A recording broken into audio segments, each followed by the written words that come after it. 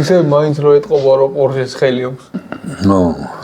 ამ მანქანაში ფორმა პორშეს გარნდის მაინც ანუ შეცვლილი არ არის.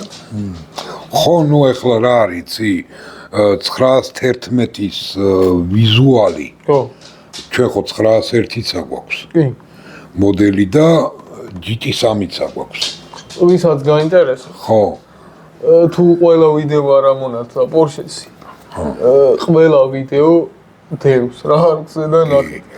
ხო და თან რატო თქვი ორი მოდელი რა?